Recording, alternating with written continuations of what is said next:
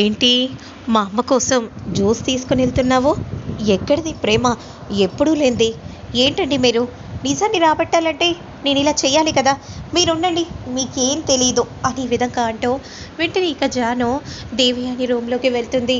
ఏంటత్తయ్య, ఇదిగోండి ఈ జ్యూస్ తాగండి అనే విధంగా అంటూ జ్యూస్ తాగుతూ ఉంటుంది. థ్యాంక్స్ జాను.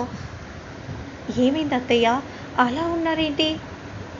ఏం చేయను, ఇలా ఉండగా సమయానికి జ్యూస్ తీసుకొని వచ్చావు. నాకే బాగా ఆకలిగా అనిపించింది, అంతలోనే నువ్వు తెచ్చావులే.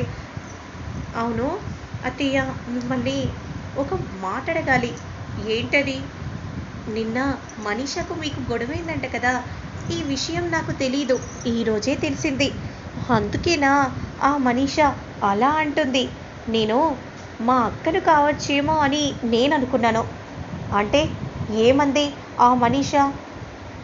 ఈ తాలిని అడ్డం పెట్టుకొని తన్ని తరిమేయాలి అని అంది.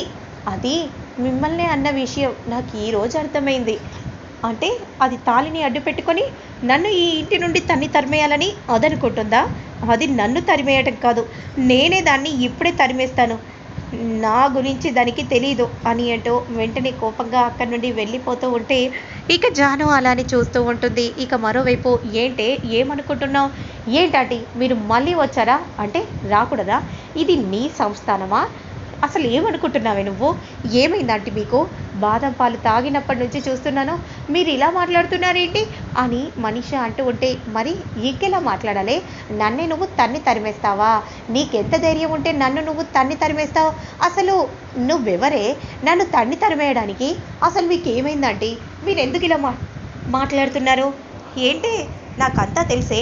నువ్వేమనుకుంటున్నావో నాకు అన్ని విషయాలు తెలుసు, నేను వదిలిపెట్టను. ఆంటీ, మీరు ఇలా మాట్లాడితే మాత్రం నేను ఊరుకోనంటీ. నన్ను చెంపదెబ్బ కొడతావా? నేను ఏం చేయాలో నాకు బాగా తెలిసే. అయినా మీరు నన్ను ఏం చేయలేరంటీ.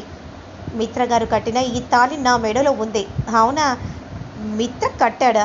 నీకు నువ్వుగా తాళిని కట్టుకొని మిత్ర కట్టాడని అన్ని అబద్ధాలు చెప్తున్నావా? అసలు నువ్వు ఏమనుకుంటున్నావే అని కోపంగా మాట్లాడుతూ ఉంటే, ఆంటీ మీరు మాటలు జాగ్రత్తగా మాట్లాడండి. నువ్వు చెప్తే నేను తెలుసుకోవాల్సిన దుస్థితిలో నేను లేనే. నాకు తెలిసే ఏ టైంకి నేను ఏం చేయాలో నాకు బాగా తెలుసు. అయినా నువ్వు ఆ తాళినే కదనే అడ్డు పెట్టుకొని ఇదంతా చేస్తున్నావు. అసలు ఆ 3 ముళ్ళు కట్టింది మిత్రే కాదు, నీకు నువ్వు కట్టుకొని నా ముందే డ్రామాలు ఆడుతున్నావా? ఇప్పుడే ఆ తాళిని తెంపేస్తానే అని విధంగా అంటూ వెంటనే తాళిని తెంపగానే ఒక్కసారిగా మనిషి షాక్ అయిపోతుంది. ఆంటీ మీరు ఏం చేశారో అర్థమవుతుందా? ఇది మిత్ర కట్టిన తాళి కాదే, అందుకే నీ మెడలో నిలవలేదు, ఇలా తెంపగానే తెగిపోయింది. మిత్ర 3 ముళ్ళు కట్టుంటే ఇలా ఎందుకు తెగిపోతుంది? అయినా ఆ లక్ష్మి మిత్రల మధ్యకు నువ్వెందుకే వెళ్ళటం? నీకు నువ్వుగా కట్టుకున్నావు కాబట్టే ఈ తాళి త్వరగా తెగిపోయిందే. అర్థమవుతుంది కదా. ఎవరికి చెప్పుకుంటావో చెప్పుకోపోవే అని అంటూ వెంటనే అక్కడి నుండి ఆ తాళిని పడేసి వెళ్ళిపోతూ ఉంటుంది. ఇక వెంటనే ఆ లక్ష్మి తాళిని తీసుకొని మనిష ముందుకు రాగానే నా తాళి తెగిపోయింది. ఏంటి, తెగిపోయిందా? ఏం మాట్లాడుతున్నావు మనీషా? అవును మనీష, మా అమ్మ నీతో ఏం మాట్లాడిందో మేమంతా వినేశాము. మిత్రగారు కట్టిన తాళి కాదని ఇప్పటికైనా మాకు తెలిసిపోయింది. ఈ విషయం అత్తయ్య గారికి తెలిస్తే అప్పుడు నీ పరిస్థితి ఏం జరుగుతుందో ఊహించుకో. నీకు నువ్వుగా ఈ ఇంటి నుండి వదిలి వెళ్ళిపో, అర్థమవుతుంది కదా అని అంటూ ఉండగా అంతలో అరవింద వస్తుంది. ఏమైంది, ఏం జరిగింది అని అంటూ ఉంటే, ఆంటీ తాళి తెగిపోయిందా ఆంటీ అని అంటూ ఉంటే, అమ్మ తాళి తెగిపోయిందని అనకూడదమ్మా, పెరిగిపోయిందని అనాలి. అలా పెరిగిపోయిందంటే ఖచ్చితంగా ఏదో ప్రాణగండం, ఏదో ఆపద రాబోతుందని సూచన. చాలా జాగ్రత్తగా ఉండాలి. ఇప్పుడు ఎలా పంతులు గారు? అయితే రేపు మంచి రోజమ్మా. రేపు ముందుగా తన మెడలో 3 ముళ్ళు కట్టిద్దాం. అసలు ఆయన తాళి కట్టినప్పుడు తన మెడలో తాళి కట్టించడం ఏంటి? నువ్వుండు లక్ష్మి.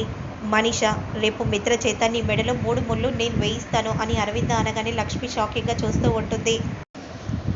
అది కాదత్తయ్య, లక్ష్మి నువ్వుండు. పంతులు గారు అలాగే చేద్దాం. అలాగే ముందుగా మిత్ర నీ మెడలో తాళి కట్టిన తర్వాతే మృత్యుంజయ హోమం మొదలు పెడదాం. అందరూ సిద్ధంగా ఉండండి అని అంటూ అరవింద అక్కడి నుండి వెళ్ళిపోతూ ఉంటుంది. చూసావా, నాకు అత్తయ్య గారు తోడుగా ఉన్నారు, నన్ను నువ్వు ఏం చేయలేవు లక్ష్మి అని అంటూ అక్కడి నుండి మనీష వెళ్ళిపోతుంది. ఇక వెంటనే జరిగిందంతా కూడా చెప్పగానే, ఏంటి మనీష, బ్యాంక్ బ్యాలెన్స్ ఒక్కసారిగా పెంచేసావేంటి? అవును, నీ మనసులో ఉన్నవి అలాగే ఉంచేసుకోవాలి, అందుకే అంత అమౌంట్ కొట్టాను. సరే, నా మనసులో భద్రంగా ఉంచుకోమని మర్చిపోమని చెప్తున్నావు కదా, మరి ఎందుకు? నువ్వు ఎలాగైనా సరే లక్కీని కిడ్నాప్ చేయాలి. లక్కీ లక్ష్మి ఇద్దరు ఉండడానికి వీల్లేదు.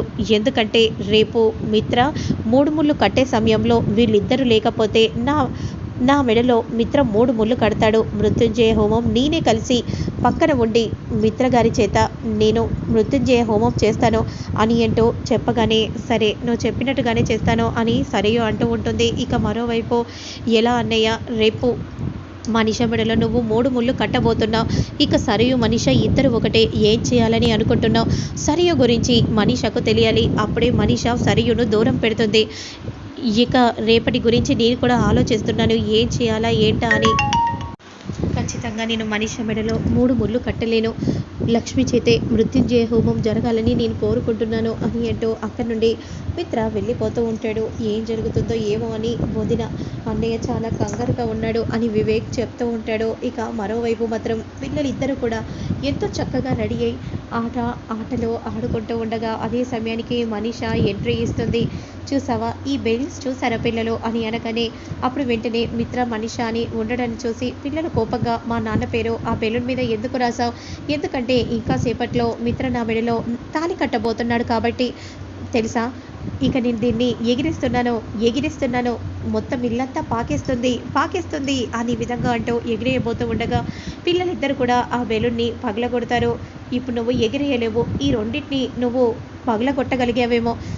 ఏంటి, మమ్మల్ని చేయి చేసుకోబోతున్నావా? చేయి చేసుకోలేవు, అర్థమవుతుందా మనీష అని కోపంగా జున్ను అంటూ ఉంటే, చేయి చేసుకోలేను కానీ ఇలాంటివి బోలెడన్నీ బయట ఉన్నాయి కదా, వాటి మీద నేను మిత్ర మనీష అని పేరు రాస్తాను కదా, వాటిని కూడా మేము పగల కొడతాం అని అంటూ బయటికి పరిగెత్తుకుంటూ వెళ్తూ ఉంటారు. ఇక బయటికి వెళ్ళి చూసేసరికి అక్కడ ఎలాంటి బెలూన్స్ అబ్బాయి కనిపించకపోవడంతో అలా బిత్తరపోయి చూస్తూ ఉండగా అదే సమయానికి ఇద్దరిని కిడ్నాప్ చేసి కారులో కూర్చోబెడతారు. ఇక సరియు వెంటనే లక్ష్మికి ఫోన్ చేస్తుంది. ఏంటి, ఎందుకు ఫోన్ చేసావు సరియు? ఎందుకంటే నీ పక్కన ఎవ్వరూ లేరు కదా, ఒక విషయం మాట్లాడడానికి ఎవరూ లేరు, చెప్పు. అదంతా కూడా లక్ష్మి మాట్లాడుతూ ఉంటే మనీష దూరం నుండి చూస్తూ ఉంటుంది. ఇంట్లో పిల్లలు ఉన్నారా? అసలు ఏమనుకుంటున్నావు సరియు? నేనేం చేస్తానో నాకే తెలియదు. ముందు ఇవన్నీ మాట్లాడే ముందు నీకు ఒక వీడియో పంపాలి, ఆ వీడియో చూడు అని అంటూ వెంటనే వీడియో క్లిప్ని ఇవ్వగానే ఇక పిల్లల్ని కిడ్నాప్ చేయడం అదంతా వీడియో చూసి లక్ష్మి ఒక్కసారిగా షాక్ అయిపోతుంది. చూసావా, ఇప్పుడు కానీ నువ్వు నోరు తెరవకూడదు, పిల్లలు ఇంట్లోనే ఉన్నట్టుగా నువ్వు యాక్ట్ చేయాలి, లేదంటే పక్కనే విషం ఉంది, పిల్లలకిచ్చి చంపిస్తాను.